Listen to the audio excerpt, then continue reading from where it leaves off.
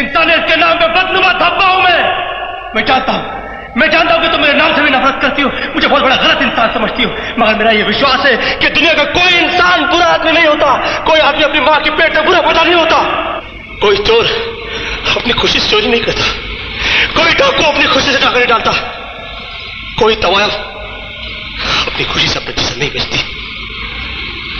वक्त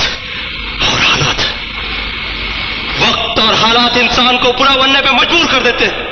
और तुम तो अच्छी तरह से जानती हो कि भूख और गरीबी से मरे हुए इंसान को कफन भी नसीब नहीं होता।